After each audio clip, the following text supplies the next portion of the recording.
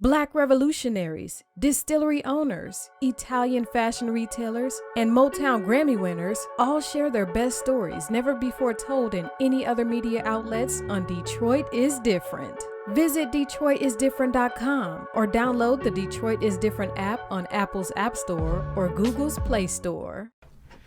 Okay. Welcome back to the Detroit is Different podcast studios and the Detroit is Different podcast. And today, I am actually here with somebody that's known my mom for forever and somebody that's very familiar with this place. My Aunt Joyce is in effect. She's not on camera and she's not in the interview, but she brought one of her best friends. Miss Annie, how are you doing today? I'm doing fine. Okay. Glad to be here. All right. Well, we met through my Aunt Joyce, Joyce Allen, and she's recently moved back to Detroit from Chicago. And she was like, I got a friend, Miss Annie, and I think she'd be great for your podcast. And I was like, okay, what's her story? And then we met. You came to the festival, the Detroit is Different festival with her. Yeah. And then when we really were talking, you have a lot of stories that go back. Yeah, 97 and a half years back. Exactly. And that's another thing. You like you're close to the centennial yourself. So that's a blessing right there. Yep, except for a few aches that you get near the centennial. Hey, well, I assume people are getting aches at 7 years old and 9 years old. So 97, it would make sense as well. Yeah. So let's get a little bit into the story of your family. Detroit. Were you born in Detroit? No, I was brought to Detroit when I was 8 months old. Okay. I was born in Jones County, Georgia, where my parents were married, and my dad wanted to get the heck out of Georgia. Okay. So he came to Detroit, where he had an older brother who was living here on Woodbridge Street. He was the older brother that was in Detroit ahead of all the others that immigrated later to Detroit. Okay. So my dad came up alone, I guess, right after I was born. And my mother and I followed 8 months later, maybe even 7 months, because I think my mother stopped in Chicago to visit her older sister. Okay. And we were there a while before we came on to Detroit. Okay. Well, that would definitely be difficult to remember as an 8-month-old. No. So I always consider myself as a Detroiter because all my siblings were born. I had 3 siblings. Okay. And so I was the only one that was born in Detroit. I'm not born in Detroit, but I was here since infancy, so I didn't know any other place. Okay. And your parents, where are they from? My dad was from Georgia, and my parents were both from Georgia. And But my mother was murdered in 1929 on March the 4th.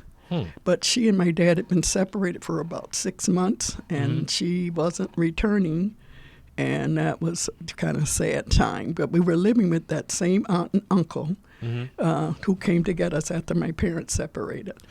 Okay. Now, how old were you when your mother passed? I was about 6 and a half. 6 and a half years old. 1929. March the 4th, 1929 is when she was murdered. Do you remember, what do you remember about your mother? Tall, very fair-skinned, very beautiful woman who, when she and my dad, they separated because my brother, who was 3, got burned, and my dad just thought she was a careless mother, which wasn't true. I was running through the house yelling for her to come. We were playing in the backyard, and I discovered how to get the matches out of an old sliding match box.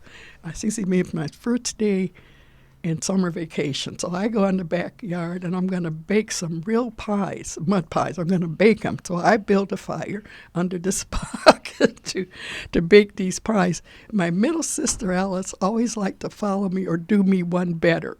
So she takes my 3-year-old brother, they're on the back porch. She ties this beautiful piece of flannel around his neck. My mother used to sew a lot. But that stuff was not flame-proof back then. And then she hands him a match, and it goes right up in his face. And I'm running to the house screaming for my mom, and she's in the bathroom reading a romance novel, very likely. And we're all reading. if we're reading, we don't hear anything else. And I guess that's we inherited from her. So I had to go through the house twice screaming for her. By the time she caught on something terrible that happened, so she came out and beat the fire off of his chest and stuff. But my dad just wouldn't forgive her for allowing his only son, I guess, to get burned.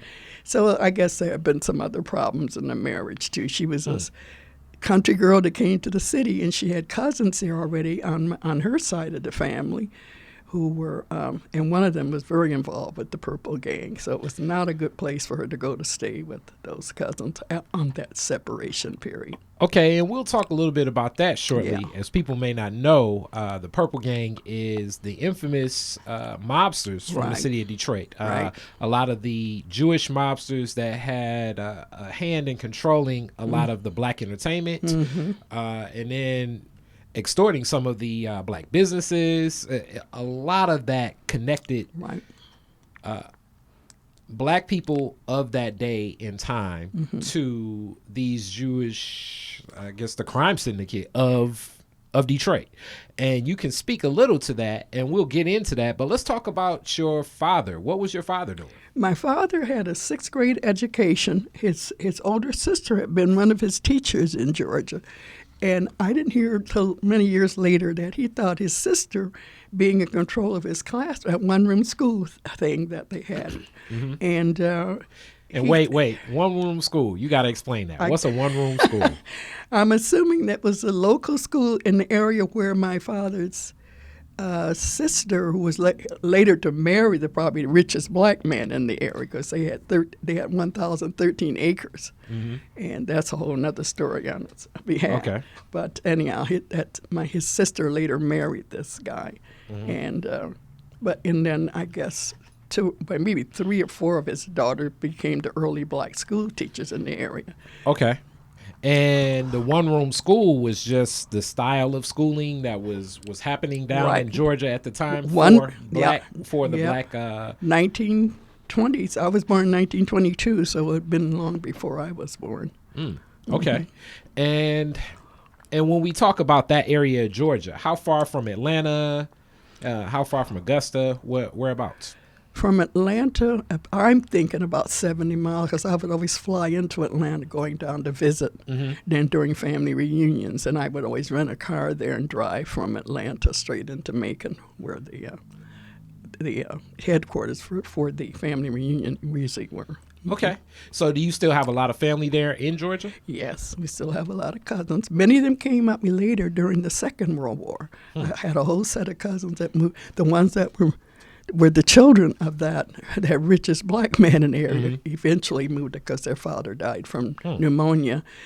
And a lot of money disappeared out of the bank, of course. The black man that left, family historical, he left $60,000 in the bank in some kind of way during probate and a lot of things, all this money disappeared. Yeah, stuff like that happens to this day.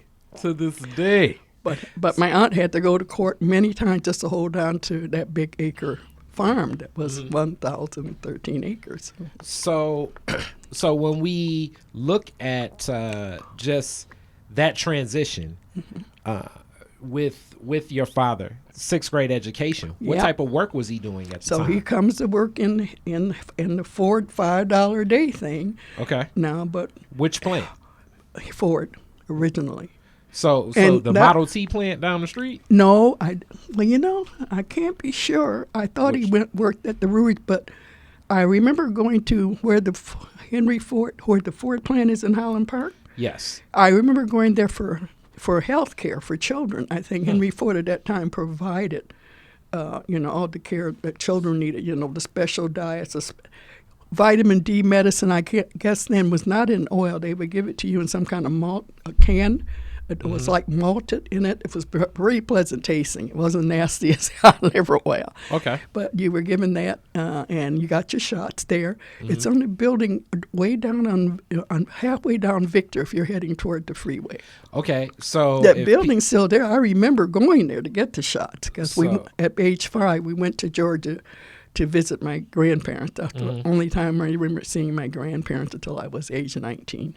So if you are familiar with the Highland Park area and the Model T Plaza, where at once it was a Farmer Jack. Now it's another type of, it's like a Spartan store or something like that there. But Model T Plaza was where the Model T was built and constructed right in Highland Park. Right. And connected to that off Victor Way. Shout out to Watkins Broadcasting. You know, I love Henry Tyler, RJ Watkins for everything they've done in black broadcasting in the city of Detroit for so long, but that's right in that area. So connected through, you see like this industrial gateway. Like they have a walkway from factory to factory.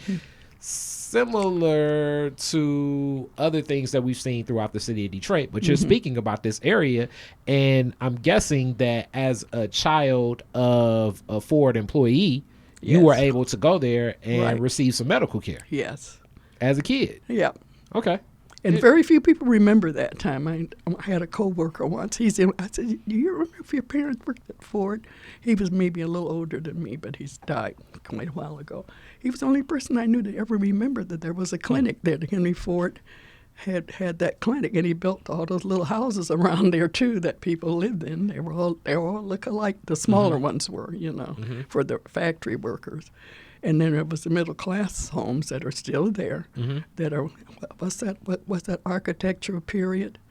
There's a name for it. Oh, you're gonna get me. Yeah, you're gonna get me. Definitely rolling the dice on that. I'm pretty sure somebody at Curb Detroit, Ken Coleman could definitely drop some knowledge on me. Jamon Jordan would too. Yeah, being a Highland Park representative. So, what part of Detroit did you all live in? When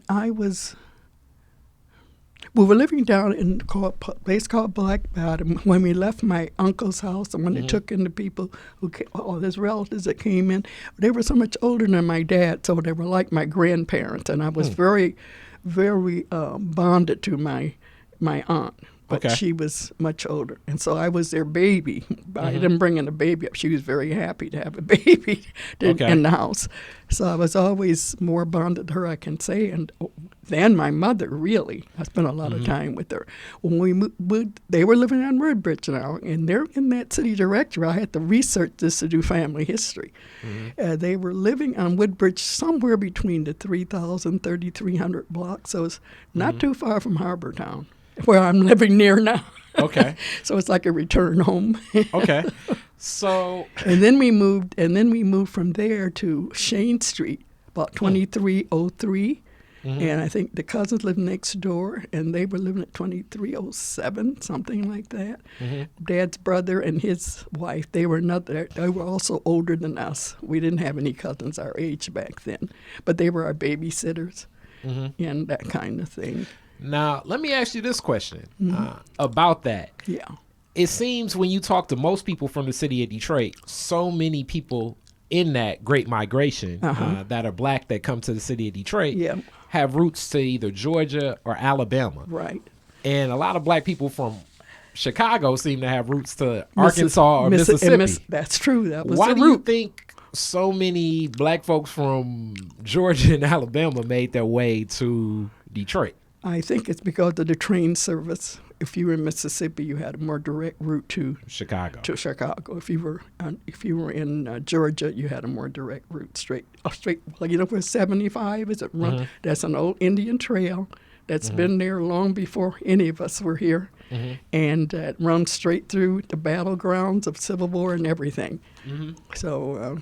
It was an established route from Georgia to come north straight down 75. Only it wasn't called 75 then. Yeah. So the difference between 57 and 75 would make sense. That definitely makes sense. Yeah. So along those lines, the other thing that I find when I look into some of the history of Black Bottom is just kind of due to the families, like different streets and different blocks and neighborhoods would have almost different parts of Georgia or Alabama. Right. All the time, and it seems your family definitely carried that tradition. Yes. What was Black Bottom like as a kid for you? Well, we didn't stay there long. Well, I think, but I didn't even start school there. My baby sister was born in 1927, January, and that summer was the summer my mother took us down to see our grandparents. And when we came back from that trip, I know I had a birthday there. I'm going to assume it was my 5th birthday. And when we came back, I think my dad had already moved us out to North Detroit on, I don't remember what street now, England or Meade. Well, I started school at Washington School. That was my first kindergarten. Okay. After we returned. Maybe, I'm trying to think, make sure of the street. It might have been Meade Street. Are those streets Meade and Burnside? And then there's another name out there. They're all from the Civil War generals from the Union side. I just learned that later in research. Well, that is definitely not shocking, but it is what it is. Yeah, you know? yeah. I discovered they were named after the Union generals. Yep. And what was school like then? Well, Washington School is still standing there. That's the school I was into the kindergarten. And for a while, when my dad remarried, we attended a church there on DeQuinder called Lomax Temple. And they got stuck. They built a basement and church to start with, and then the Depression came along and they weren't able to finish it for a while. And then by the time they finished the church, they sent 75 right through and wiped out everything. So then they had to move their church out. They're still, what are they on now? They're on probably they're north of Davison on 6 Mile, between 6 and 7 Mile Road. That same church is there. Okay. So being as you grow, what do you stay in that neighborhood for a while, or do you move around still? We were living there when my mother was murdered. And of course, there was no reconciliation. We had lived on England Street, which would have been north of Davison. And that was a horrible time. Even though they arrested my dad at the Ford factory after her shooting death, which was at around 6 p.m. At 1300 East Lafayette. That's where her cousin, I think she had left living with them, and that was what the battle was about, why somebody killed her. She left. There were supposedly 2 men who were very involved fighting over her, and one of them killed her.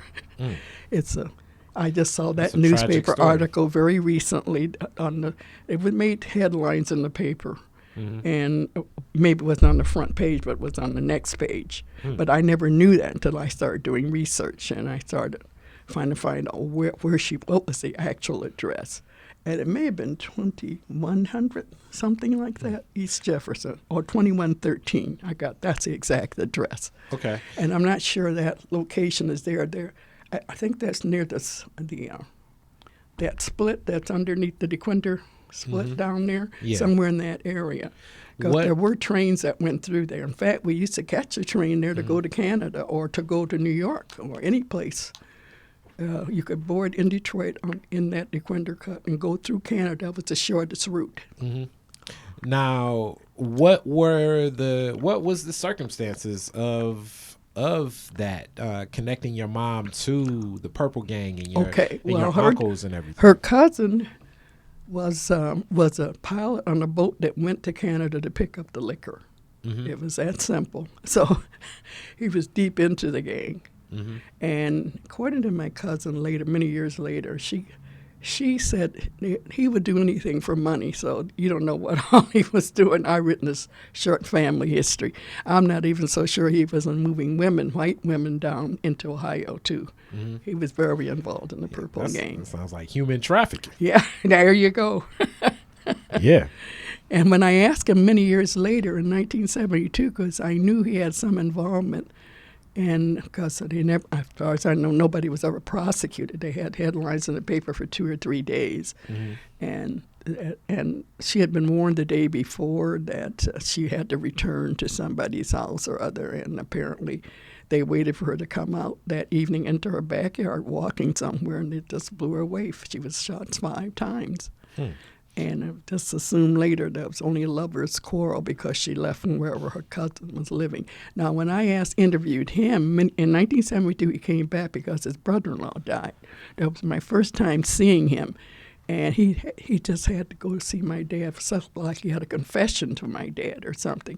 But when I took it to him, my dad wouldn't speak to him, and he got sick as we came out. He threw up. He did. So he had a lot of guilt on what happened to my mother. But that was as close as I got to finding out because I asked him directly where he was. My mother was killed in March. And he said he was on a train, he said, going to see his mother, who was my grand aunt. And I said, but I had her death certificate. I knew she did not die until August. And so he's telling me he's on a train in March, and that he wasn't there. But he tried to hurry back because he figured somebody was bothering her because of what he did. That's not exactly how he said it, but it was probably something that he did, or falling out or something. And his sister later told me she thought he was capable of doing things like that would get other people in trouble. So upon moving to Detroit, as your mother reconnects with her your cousin, with her first cousins that were already here. That's what kind of connects her to. And they were living on Congress Street, and the man that was married to her cousin, I think, was involved in politics. He's probably the precinct person or something. So he was able to get all of his relatives jobs at the county. I think he was involved with the county some kind of way. Because his wife worked out at the TB hospital, which was way out there then. And I think they found employment for other people in the family via the county. Okay. Now, this journey is as things go on with you in life, your brothers and sisters. When are your brothers or sisters? How are they adjusting to Detroit? Them being people born in the city of Detroit. They were very Detroiters. Okay. So was I. Yeah. And they couldn't even remember that trip to Georgia even, but I did have that in my memory. That's when I discovered that my grandmother down there had what they call. There was big grapes that they call supernongs or some kind of thing. They have them occasionally at Easter Market now. They're huge grapes, but they got very tough skin. And I think they could boil them down and make syrup and all kinds of stuff. My grandmother also had a butterbean bush on one side of her doorway and these big grapes on the other. So I got to see fresh things growing for the first time. Wow. Yeah. Okay. So on that trip to your grandparents and then coming back, do you think it was, you think they just wanted to stay there as opposed to moving up to Detroit? Or? No, my dad didn't go. It was just when the mother took all the children down for the grandparents to see. Okay. See, I was the only one that left that they would have known. See, 3 other children were born here. So she goes down after my younger sister, her name was Helen. She takes all of us down, and Helen was still a baby. Remember, she was born in 27. I was 27. We were going in January. Now, we were down there in August because I celebrated my birthday there. That's why I remember we had a birthday party. But something else interesting to know, too, is that I remember my mother went away one day for a day in the city or something while we were in Georgia, and I saw them make this they made a pacifier for the baby, so on breast milk made out of sugar and butter tied up in a little muslin thing. And I thought that was really weird. But you know what they claim breast milk is made out of? Fat and sugar. That's why those babies plump up so fast. That's the main contents of breast milk. Well, I'm learning as I go. I figure it's more natural than the milk from the store. Yeah, they really do plump up fast. I wonder why they were so much plumper and rounder. So as time goes on, what high school do you go to? Hamtramck High. We lived on the border of Hamtramck and Highland Park. Okay. You know where Grand Haven is? Yes. In fact, you heard about the Garrett case, the people that sued Hamtramck when they brought that housing project in. I know you've read about it maybe in the history books. The Garrett case, as far as I know, has never been settled. They claimed they didn't have enough money to pay because they turned down after we were living in that area. We were the last house on the block, right zigzag across from Grand Haven. Then there was about a block, maybe a half a block long before the railroad. And on the other side was Highland Park, and we were on the Hamtramck side. Okay. What was Hamtramck like then? Because I definitely know now it's a strong Bengali community, Eastern European community. It was always Eastern European when we were there. We didn't have the Bengalis. That's something new the in Polish recent years. community. It was Polish, not only Polish. What's the one that we just, our president got in trouble, Ukrainians. With all of the Eastern country people there, not England or any of those Eastern, Western Europe. It was always the Eastern white people that were in Hamtramck, right? And how many black students were there when you were there? Well, my graduating class only had 7 blacks out of 300 and something. But what I discovered later years when I would meet people from that graduating class, there was a set of Garretts that were in my graduating class that were related distantly to my stepmom. But I never knew them. I was never introduced to them as family. My parents they worked an 8-hour job, and they always had a business, and they went to later. So they were so busy, they didn't meet with too many relatives. Okay. So what was it like being one of the few black students then at that school? It turned out when I get my yearbook and I'm looking at this book, more than 7 black people were in it, and I couldn't remember these people. It turned out they were the winter grad that they held them until they couldn't graduate until the summer group because they had one graduation. So I never knew that other. So I couldn't figure out where did these other black kids. I never saw them. Well, they were really finished, but they were a grade ahead of me, or something. So now I don't find out about relationship between those Garretts, and they lived on. Let me see.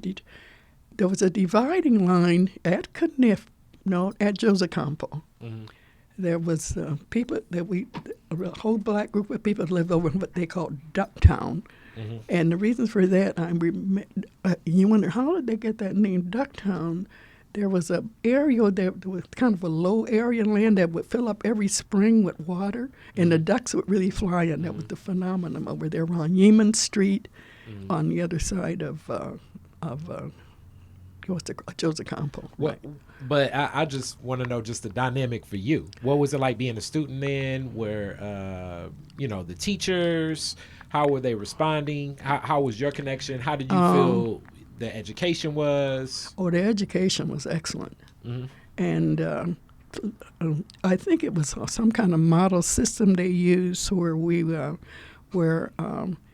didn't have to buy a lot of books. Everything was mimeographed. And I guess didn't have to memorize a lot of stuff. They would give you all these lesson plans and mimeograph, and they would have blank spaces where you were supposed to remember from lectures what to put in the blank spaces. Basically, you read it. You didn't have to have a book. You just got a big sheet of mimeograph stuff. What is mimeograph? Because I'm see there. This is way before that was the first. See, you got to remember there were 2 ways of duplicating things back in the day. I'm talking 30-ish, really 20s and 30s. It was either mimeograph. You have a big roller with the original thing typed on it where it made impressions, and you rolled off this thing. Very much like the newspapers, only a much smaller thing. Okay. And then, let's see, what else did we have? But it was very advanced. Is it like the receipt paper where like you sign it and then it writes through? No, that was the other method too. Was that copy sheet? Yeah. But mimeograph could make a lot more copies because the ink would be on the big roller, and you roll it off, and just like a newspaper business, you run on copy after copy and just have to re-ink it. So after high school, what year did you graduate? I graduated in June 1940. What did you do after high school? After high school, I was trained in clerical work. I had to demand have an algebra class because they took the attitude like everybody that black kids, and I guess some of those poor white kids were not going to ever see college. So if they had a lot of pre-college courses. I don't know about it because I was in the commercial curriculum. So, but I do remember demanding algebra. Someone told me, you're going to need some algebra. That fascinated me, how you could find a known from one unknown and one known, and you could come up with a third. I needed to know how to do that. So I had Algebra 1, and holy cow, I was probably only 2 black kids were in that class, and I passed the. There you go. I passed the course at the highest score in the class, and the instructor was really taken aback. He was mad at the white boy that didn't do, and I had to B plus. But he gave it recognition. He said, Miss Annie Louise is the one that had the highest score. He didn't keep it a secret. I was very pleased. But by the time I got Algebra 2, I thought I had the secret. I didn't want to plow into Algebra 2 deeply. But so I didn't enjoy Algebra 2 as well and I didn't get that algebra probably until the 7th or 8th grade. And after, like I was saying, after high school, you said clerical work. Where were you working? What were you doing? And were you... My first job, I got $8 a week working for some men who, a father and a son and a friend of theirs that we're trying to establish a Black Yellow Pages, and they were living in the father's son and his wife's apartment in the Brewster Douglass. Okay. Now these were very middle class people. That tells you no poor people were in Brewster. They really had to really. And I know some older people were involved in that because one of those was later a supervisor of mine. They want to make a very excellent impression about black people in the Brewster. So they were highly selected people, and they were not poor people. Let me tell you that. Now later on, I worked as a nurse down there, visiting nurse right on Hastings, and but earlier I was just there as a clerk right out of high school. So I was a secretary for these people that were going to put out the Black Yellow Pages. Okay. Did they put out the Yellow Pages? I never know because I only worked for them about a year. Okay. And I don't want to talk about why I changed job. Well, $8, that was no money. I was still at home. Yeah. And I'll never know whether they got that Yellow Page. They were collecting money for ads all the time, all that.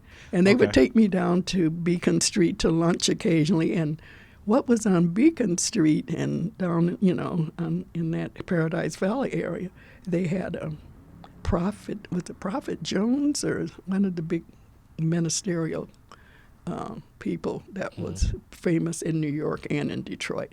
They had a restaurant down there. I thought that was really wonderful that they had a restaurant where they charged 15 cents for a meal. Could you believe that? Well, incomes were very low back then, obviously. I tell you, my first job was $8.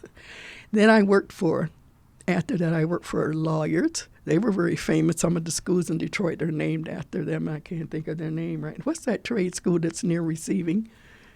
Near Receiving? Yeah, right across. Golightly? Golightly. I worked for the Golightleys. I worked for the one that was the attorney. I was his secretary. Now, they were located on Gratiot, and there were a lot of retail places on Gratiot then.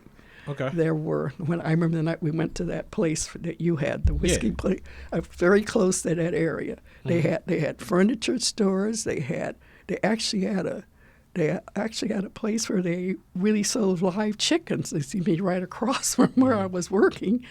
Everything wasn't all at Eastern Market. There were separate stores all the way down Gratiot in that area near town. Yeah, this is before a lot of that zoning took place. Yeah, you're right. So I remember what Gratiot used to be, right? So time goes on.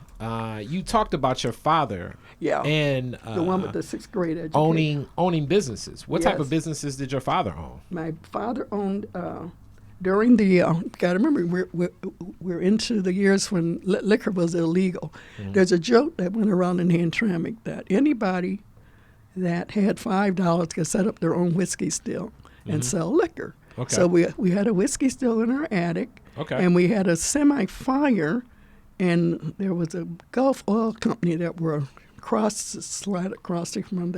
from us. They called because they could see the smoke coming out of our attic at one time.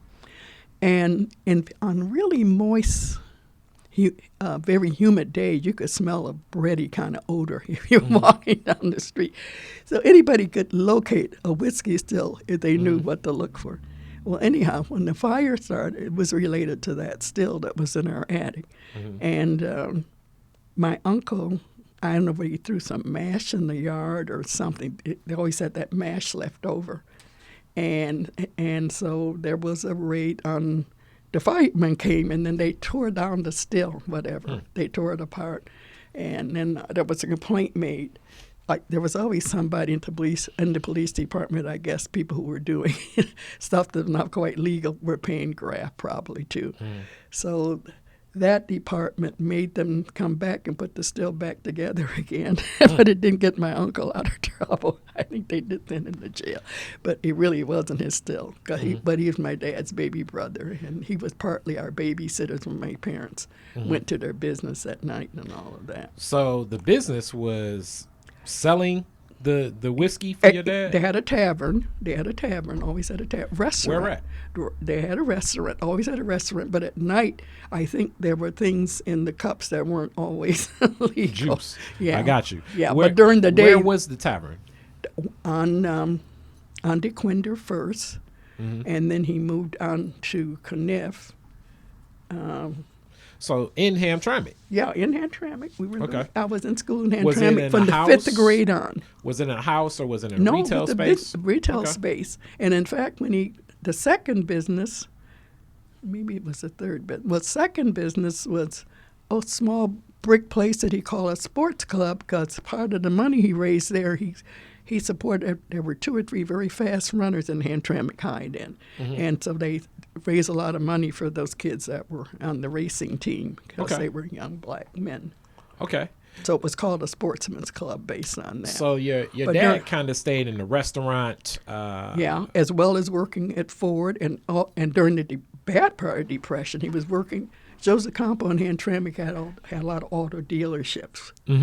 And he had to take a job there while those factories were closed down. And I'm trying to remember what his salary was. I think it was $25 a week just for keeping the cars shined up.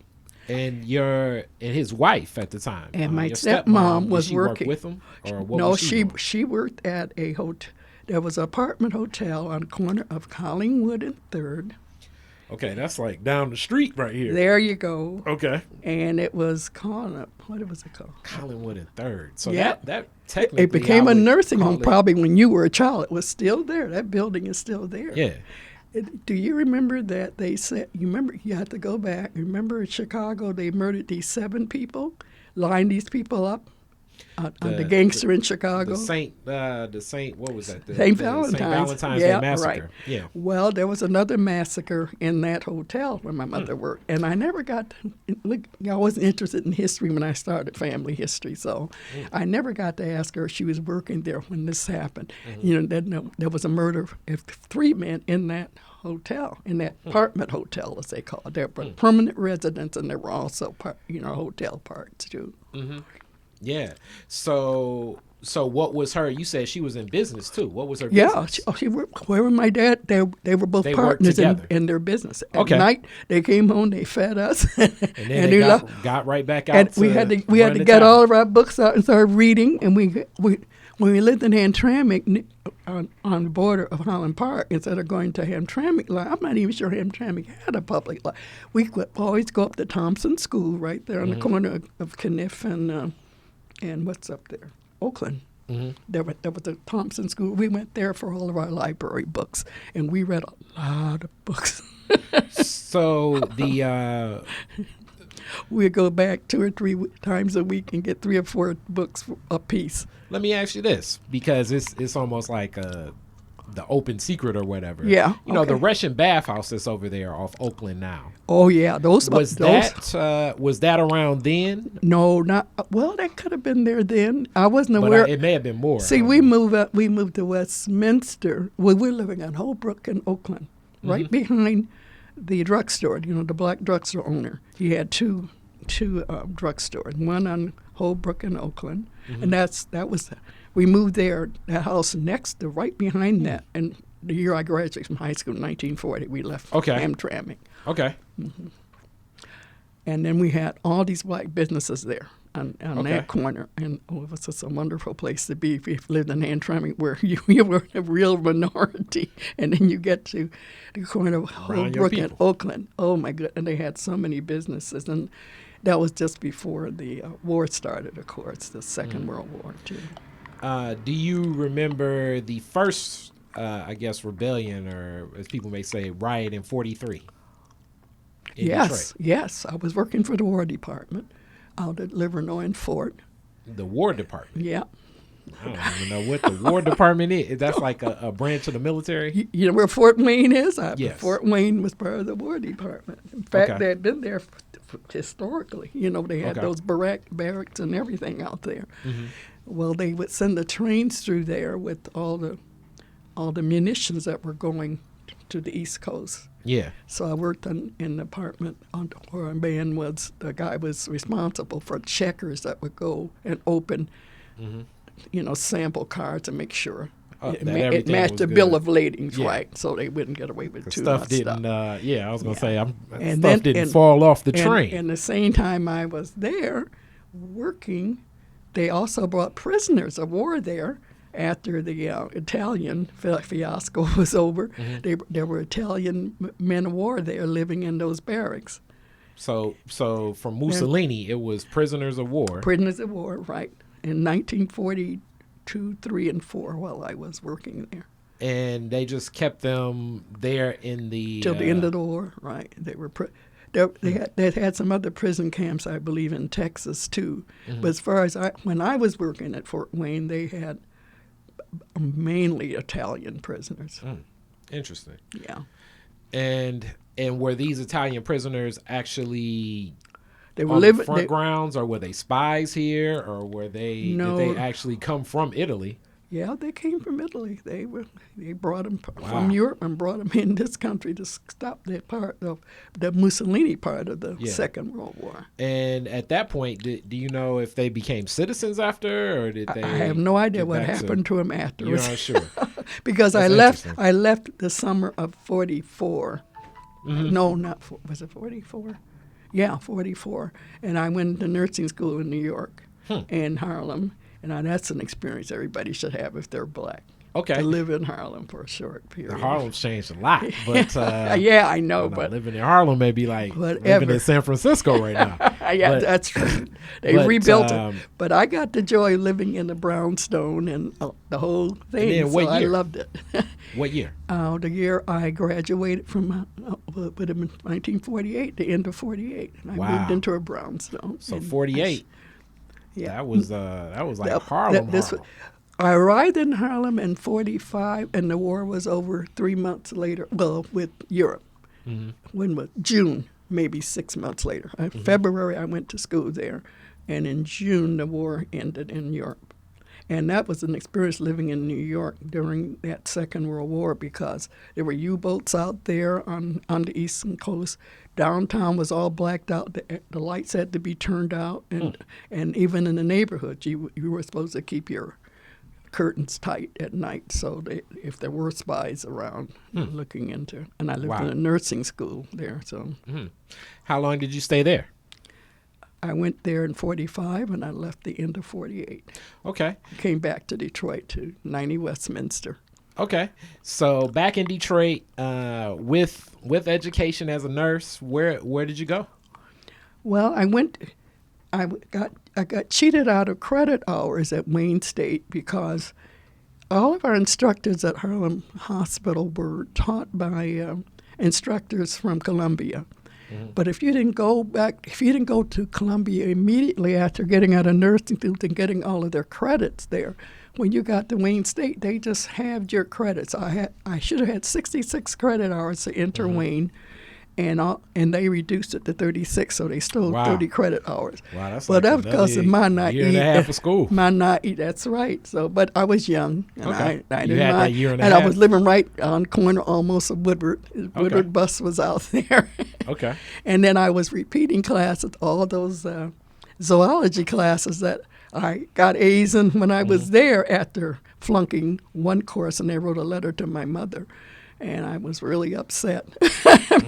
But I said, I can't let my mother down. I got 20 told me I was going to have to memorize 600 nerves, muscles, and everything. Are they crazy? Remember I told you we didn't memorize anything in Hamtramck school? Yes. Yes. And then my mother got the letter and called me one Sunday morning. And I'm 22 years old now. I'm really it. What are you talking about? Who wrote you a letter? You know? So as that carries on, where do you work as a nurse? I started working immediately I started doing private duty nursing because I could pick my own hours and stuff like that. What's private duty nursing? Like kind of what they would call like home health care? No, you're in the hospital taking care of one patient only. And they were doing some of the early heart surgery. They used to do that? Yeah. So like each patient would have one nurse? That's back in the day. No, that's what's called private duty. You got your own nurse, 3 different shifts. So I did that, and that was the period when they were doing the early heart surgery on the blue babies, the babies that were born with opening in their heart, and they because years before then they didn't know how to do heart surgeries, and so I got involved in a lot of that beginning surgery on those babies that had the opening in their hearts. So and they needed a private duty nurse around the clock, one nurse. How did you like working in nursing? Well, I didn't like uniforms, and that's another story. There was a program during the Second World War when I got to Harlem and I discovered I didn't have to pay my own tuition if I joined the Junior Cadet Nurse Corps, because they needed to plan for when all these men came from from Europe all messed up. They wanted to have a trained nurse force. Now, that was interesting because black nurses could not get into service and get their, what do you call it? Their military rights and stuff. Because originally they didn't want to send any black nurses overseas. And some of the early black nurses one of the earliest one came out of Detroit, in fact. In fact, there used to be a group named after, I can't think of her name right now.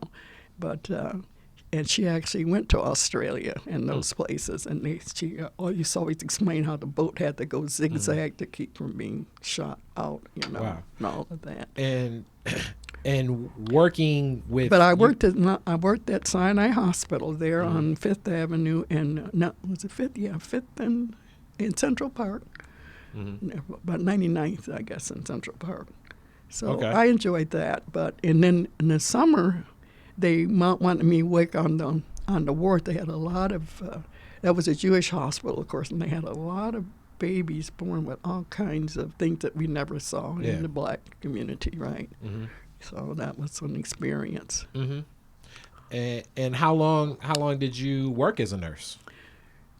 Probably after I graduated, I'm thinking from 48 to 56. Okay. So it's about 8 years. So 8 years. And then you made a transition to what field? Yeah, I went to social services for the city of Detroit. And because there was a big recession, I guess, in the mid-'50s sometime there.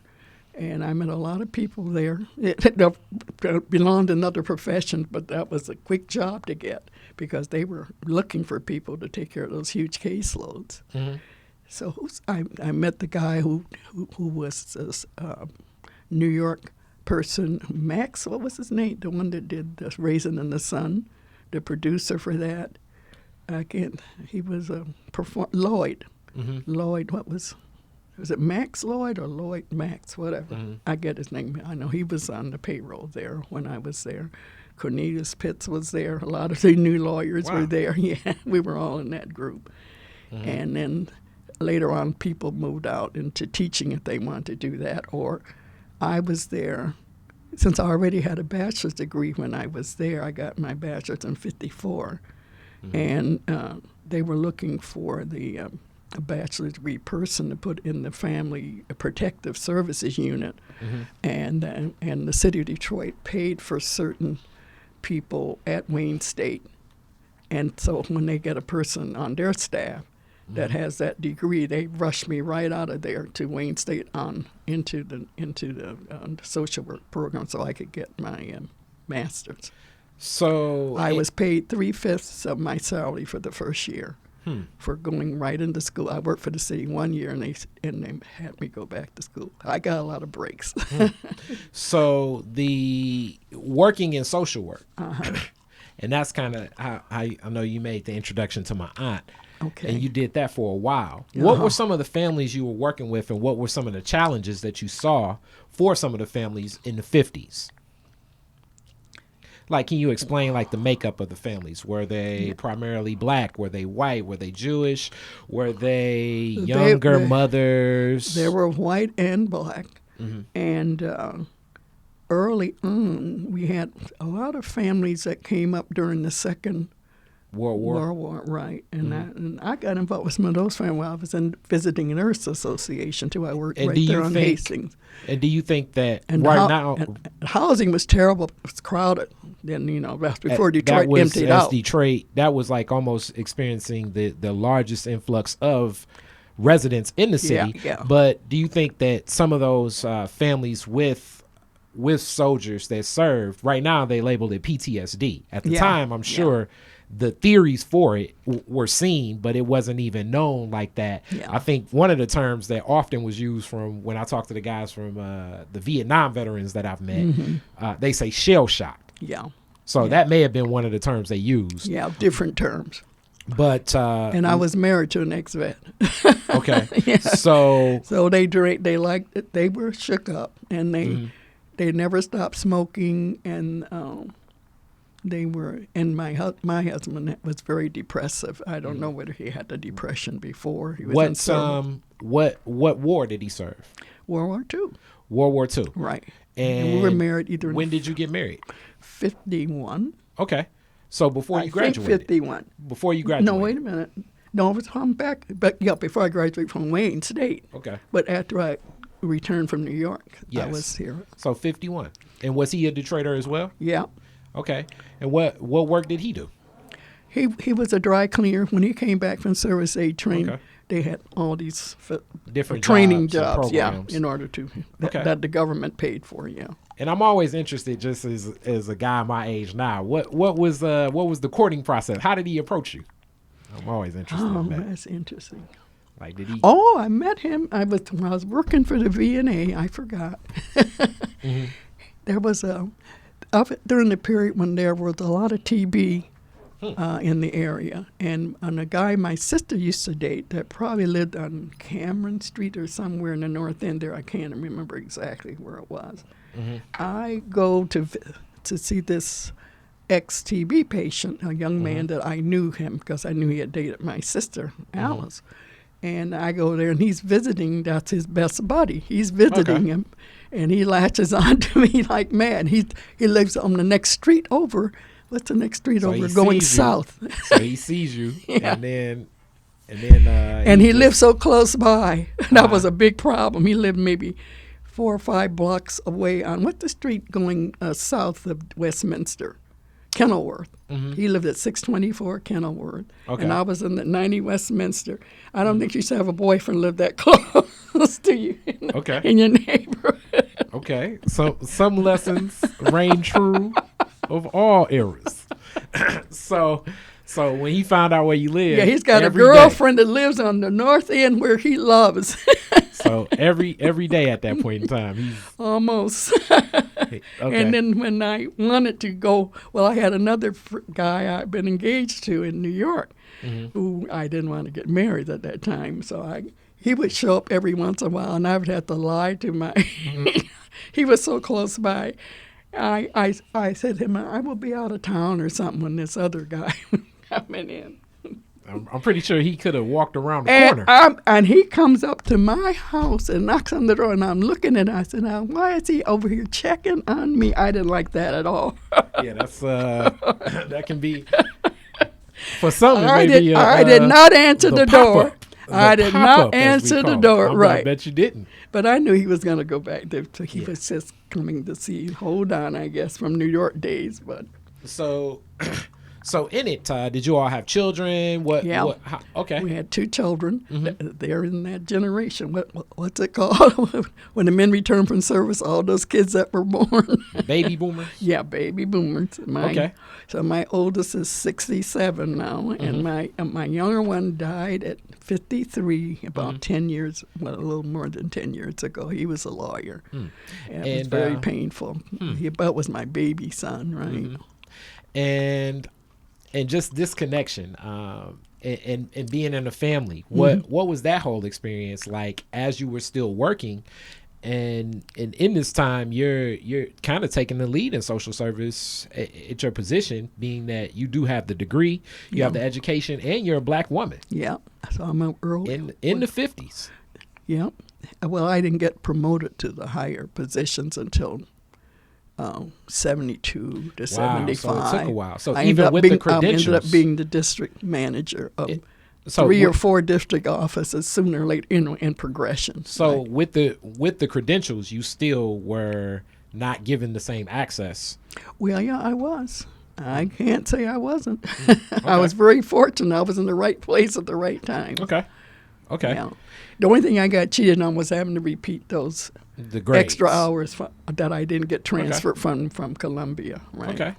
And then, but I was young. Thank God I was young, and I knew all the anatomy and zoology classes, so I got all A's on them. Okay. That's that same when they wrote the letter to my mother about when I was 22. So how did you? That was a walkthrough. How did you handle managing the work life and family life at that time? It was fine until your marriage is falling apart, and then. And if someone gets disabled, you're the only age. Well, I can't say I was only wage earned because my husband did save money, and we had 2 homes when we divorced, and that caused them. They say, "Why would you people want and a car?" We had a 2-flat that we were living in, and then we had a 3-flat over on the old west side. So the moment they saw what we had and we're divorcing, they want to save this marriage. But my husband could get kind of violent. I said, "No, I'm not going to stay with him." He was going into a depressive, schizzy kind of thing, and that was stressful because I was trying to save him as long as I could because we had the 2 boys. So I didn't want them to be. They probably stayed too long. I think my older son gets into a lot of anxiety about what happened during that period. So do you think? And as I look back at that era, and I've even had talks like this with my aunt, because some of the things that I look back in history and think about, some of the challenges women have faced. Right. Just because tough. Domestic violence was so normalized then. Yeah. From just talking to some of the older guys that I know, and I don't even know so many men of that era. Right. But that was normalized. And not only that, but also he was a veteran. Do you think some of it dealt with what he faced from the war? Do you think that? Definitely. They come back, they're smoking heavily over those veterans, and a lot of them couldn't stop smoking. Yeah, that was part of the problem. So they end up with these heart problems. And I remember after we were separated, he told me that he couldn't walk a block without his legs going into those cramps and things. So I knew he was getting a bad heart. And I said, "And you better get down to the VA hospital and things." I don't think the VA really took care of them the way they should have. Yeah. So divorce. When did you divorce? I'm thinking now you're going to make me come. Well, I'm thinking I was married about 7 years. Okay. So it must have been about 1958. Okay. And I was married in 51. Okay. And around this time, 58 is an interesting time, as this is sort of the change in Detroit, but also a change in America. Yeah. As, it's labeled as the civil rights movement, but it was it propelled many other rights movements soon after. How do you remember this time from, the late 50s through the 60s? Well, that's when I had switched over into, like I said, it was 56 when I went into social work, I believe. Yep. So,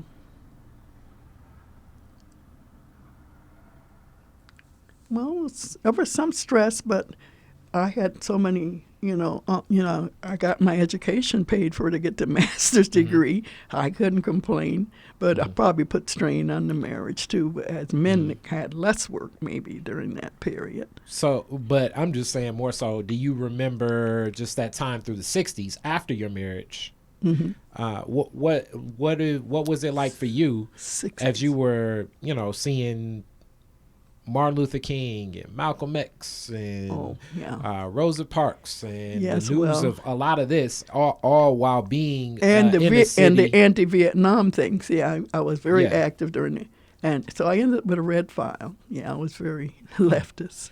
Okay, so you were active in the anti-war movement at the time. Yes, because I had 2 sons. Yeah, and I sent my elder son to Virginia to a Catholic military school during the period when school integration was up in the air, and Virginia closed their public schools to keep from integrating. So they went to all private schools. Well, that turned out good for me because I wanted my son to go to a boarding school. I thought he didn't have a father around, and he was slipping around in his grades. But then when he got there to, I think it was called St. Emma's Academy in Powhatan, Virginia, which was probably about 7 miles out from Richmond. Yeah. And near that James River, that's a lot of historic area in there when the first blacks came through that James River. Yeah. So I was and my son's grades definitely went up, but he also came home that Christmas with one of those diseases that you get when you're with a lot of people. And since he was the freshman, I'm sure he was cleaning a lot of toilets and everything else in the military school. He came home sick, and I don't think he was ever very strong. He got some liver infection from that. Wow. And but anyhow, I love the idea that, okay, so if you don't want to integrate, then make some other schools available, high standard schools. And that was a very good school. Some friends of mine told me about it. And he comes home with good grades, A's, and one was you automatically become a member of the NRA. I didn't like that part of it because of Vietnam was starting. And then there were what was the other thing? And he was trained to be a rifleman because he's in a military school. So I said, I'm going to have to change your school. So being, as you talk about the anti-war movement, and as things pick up with Vietnam, and you have a different understanding of this from your ex-husband. Yep. Also working with some veterans. Yes. Then also your job at Fort Wayne. As some of the guys even told me about Fort Wayne was where, if you were picked to be in the draft, you get picked up. I remember I had I don't remember that, but I wouldn't be surprised. I remember I had a talk with Charlie Beckham, and he said the draft officer even point blank, he knew the name of them, he knew people's names, and sometimes they just even say, all right, you're coming up. And he said, we were definitely dog afraid of getting that letter to get called down there. Well, I had my older son was old enough to be sign up drafted. for the draft. We dragged it out a whole year. I told him, well, you're just 18. You're going to be 18 a whole year. I think technically you were supposed to register for the moment you hit what 18. you're talking about is what my mom even told me, and I didn't even realize the I guess the immense importance of the selective service. Yeah. Because my mom was like, yeah, you're turning 18. You need to fill that selective service card out. Yep, that happened. So now we're into the commercial about military where you don't as far as I know, you don't have to register now, do you? I don't know. It's a volunteer. I know I had supposed to be volunteer service. I know I had to. Yeah, right now it's technically. I mean, things have changed, but the more they change, they may remain the same. At this point, depending upon who we have as an executive, ain't no telling what may happen. Ain't no telling what may happen. And I'm glad that I'm older, but I do have a nephew, and I do have a lot of little homies that I would, but in some ways I do feel that just due to the economic conditions, and a lot of the people I know that have chosen to join the military service, it's not with pride. I don't know a person that joined the service with pride. It's more so like, I can join this service because it can provide a job opportunity, Right. or it can provide some money. It's not like people are saying, I want to be a soldier because my grandfather was a soldier and I want to defend the flag. You don't hear that anymore. As what's the Creedence Clearwater Revival song? No Fortunate Sons. I don't know many. They may exist, but I mean, even when the as they say, even when when the senators and the Congress people talk about it, their sons, if in the service, are definitely not on the front lines, as Stevie Wonder was saying songs. They're like in some office, way off of any actually battle. They're not looking at any of that stuff. And with drone strikes nowadays, things have changed. So I guess we're getting to a close, and I feel like it's still so much more that I can get from you in the story. I'm going to definitely have to bring you back to figure out what was happening in the 80s, the 90s, through now, and some of the things that you've been working on. But you just drew and painted a beautiful picture of your life story and a lot of Detroit, and just like a black experience for Detroit. You asked me once what happened with the 43 riot. Yes, Yeah. I was working at Fort Wayne, and there was a Fort Greene bus that would bring you up to Warren and Livernois there, near where Edison used to be in that west side area. Yep. I was left off at the bus there to change to another bus. I'm standing on the corner. I don't know that there is a riot. No, I worked all day. I don't know how that was a secret most of the day. Well, you didn't have your phones, it's all not, of that stuff. It's pre-Twitter. Yeah. Pre-Twitter. So luckily, a guy comes with a red convertible. He's just cruising the area, I guess, to pick up people that, if you're black and you're on the street, you're in danger. Wow. So he stops it and helped me while I'm waiting there. He told me the buses aren't running. That's the only way I knew that something was wrong. Yeah. And he said, lady, the buses are never going to come. He said, where do you live? And that time I was living out in North Detroit on Goddard somewhere. And I said to him, I told him where I lived. He looked like a wet cider, though. He belonged over there. So next thing I knew, he gave me the ride there, back all the way to my house. And otherwise, who knows what would happen to me? A young black woman standing on the corner. That was a good Samaritan act from that black man. Yeah. And later on, I heard somebody was killed, but I couldn't establish whether it was him. But I always hoped it wasn't him. Yeah. That was a good Samaritan act from that man. Yeah. So that's good. I had some very fortunate experiences. So with that, I'm going to come to the classic Detroit is Different questions that I have for you. The first question that I have is, what was your very first car? My first car was a Pontiac hardtop with, I was the first one they had with, they didn't have the posts in the, so it looked like a hardtop when you roll your windows down. It looked like a convertible, but it was really a hardtop. Okay. And it was a cream color with robin's egg blue top, but it was cream color on the body. Okay. And a robin's egg blue leather seats. Okay. Loved it. What year did you get it? Probably the year after I married, 52. Okay. Or 3.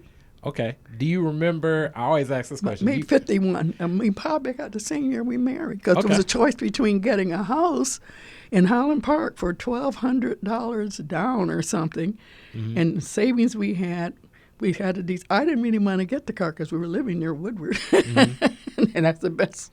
But I'm so glad we didn't buy a house in Highland Park. We wouldn't have lasted very long the way things went down there. So, no, we got the car first, and we were sharing a flat on Atkinson, 1974, after my first son was born from, Do you remember the first place you drove when you got it? Probably Belle Isle. That's where everybody would go. There you go. That's a good first destination. Yeah. That's a good first destination. And I've been trying to find that car at every car fairs that they have to celebrate. I keep looking for that car. I have never. some white guys told me, go in the corner 13 mile, they have a lot of different cars buried in there. I just want to see that car one more time. Yeah. And when my husband and I split, Mm-hmm. that was the idea. I would keep the car one more 6 months, and then and I got an estimate on the price of the car because I was going to use this money to buy a house, in the house that I bought in Kendall. And but the price went down. They don't tell you if you hold on to the car another 6 months, the price is not going to be the same. I got hurt on that one. You got that right. I got hurt on that one. I forgot you lose that half its value the model, the minute you drive off the lot. change. Not only that, the model changes. They're pushing them out at one price just before the new model comes in, and then they don't. If you have a trade in or whatever, but I wasn't on car. I was just trying to cash out. Yeah. And the price dropped maybe almost $1,000 within that 6 months. So I was really mad at myself. So at this, the next question is 3 songs. You are a DJ at the end of the Detroit fireworks, and you get to play 3 songs. What 3 songs are you playing? At the end of what? The Detroit fireworks. You're at Woodward and Jefferson, and you're the DJ. You get to play 3 songs. What 3 songs are you playing? Well, I like a lot of songs. I just described one to Joyce coming over here. Okay. But it was by a star that used to play here in Detroit that the Beatles made famous. Mm-hmm. Little Esther, you remember her? What was her last name? Esther Phillips, I believe. Mm-hmm. She sang a Beatles song called "And I Love Him," I think. Mm-hmm. She's got this whiskey tone blues voice, and she's got all these strings and some horns behind it, singing that "And I Love Him" from the Beatles. That song somebody stole my car once, and I lost a lot of tapes. That was back in the tape day. I love that song, and I like a lot of organ music too. Okay. That's why I go to the church I go to. Now we don't even have an organist, but and the church is about to split. Yeah. That's back in the day. My grandma. Yeah, I love organ music, but I got my favorite music in my car. I have some religious one because of that organ thing, and I can't think of the name right now of it. So 2 other songs. You just know it would be the organ in it. Yeah, I love the organ. And I also love, what's my key? My favorite one on the piano is the one with the moonlight name. What is it? But you use the French for it. Oh, see, I'm You're not, okay. I can't. See, my memory is not what it was, Your so I have to. It's amazing for you to be able to pull this this much information. I can remember that name. So, and the last question, if you could rename Woodward after one Detroiter, who would it be and why? Woodward. I like Coleman Young.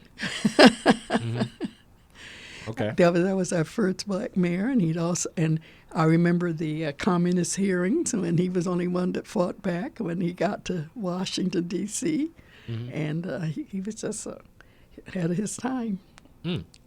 Okay. Ahead of his time. Everybody else was cringing, and when he went for the communist talks, he wasn't. Okay. So that might be Coleman Young. Many people pick Coleman Young. Mm-hmm. This was a fun interview. Thank you so much, and I'm going to definitely have to get you back to fill out some of these other years. Okay, that's a lot of years. I know we got to talk the 70s. You know, were you Afro Annie in the 70s? Well, I guess that would have been the 60s too. I was ascending my promotional thing in the Department of Social Service, and I became maybe the second black district manager in that period of time. Yeah. The second district manager. Yeah, second black one. I'm trying to think of who the first one was. Watson. You remember? I'm trying to ask somebody off camera.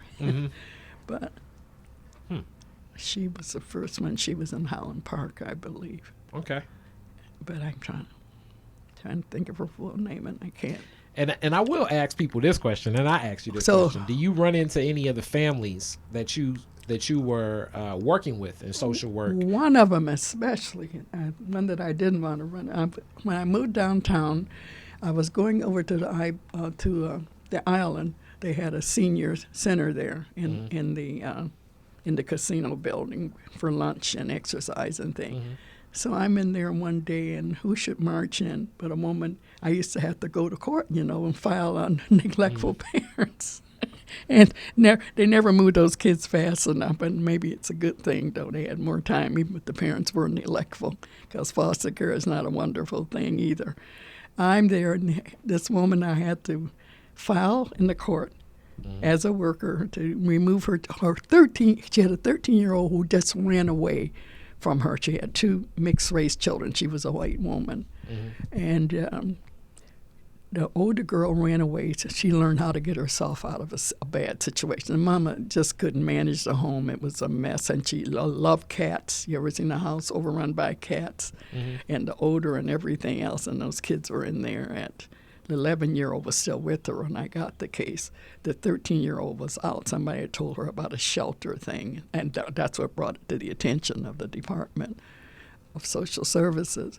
And I had to... I was screaming at the court about getting this last girl moved, setting the court date earlier. And then one day I had a long talk with the 11-year-old and said to her, how can you stand this? How does this affect you? And she told me how she had to pretend she was somewhere else when she came home, that it wasn't home. She had to live in a fantasy kind of world in her mind in order to tolerate this. And I couldn't speed the court up on getting her out of there. But the woman was very clever, very smart woman.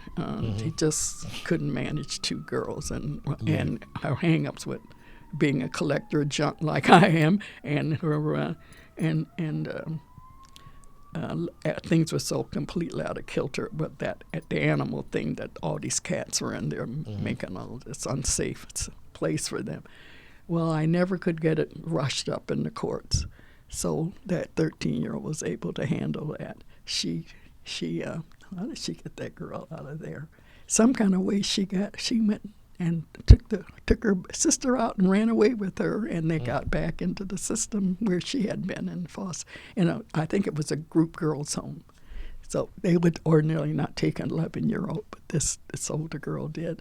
Well, this mother was bright as heck. She knew how to run the Department of Social Service. She knew all the rules. She knew everything. I meet her. She comes up to this dinner one day at the Senior Citizen Center, and I said, oh, my God, I think her first name began with M. And I said, there is such a girl. She's definitely going to remember Mrs. Hanley, the one that took her girls away or whatever, know. Oh, yeah. Yeah. Oh, yeah. I said, I never thought I'd meet Run into her. She's about time. I mentioned somebody the other day. I hadn't seen her in a while. She used to come down to Harbor Town sometime. She was a very neat, homeless-looking person. She was always clean as she could be. She wasn't carrying a super trash. She had a little, probably just a little small thing with the handle on it. She kept herself up wonderfully. And she came twice while I was in that group, and I said, one day she's going to figure out who I am, but she didn't forget anybody. No, it was just a matter of time. Yeah, but sometimes people after that happens, they will thank you because they were out of control back then. But I didn't want to hear from her because I knew what an actor she could be. Yeah. But she didn't go looking for trouble. She just knew all the rules. She had manipulated every agency in the city. She's just a super smart woman. Yeah. Well, thank you so much, Miss Annie. Okay, thank you, too. Detroit is Different is where you get information, artistry, history, music, and even comedy. Detroit is Different, a home for the culture of Detroit. Visit online at DetroitisDifferent.com today.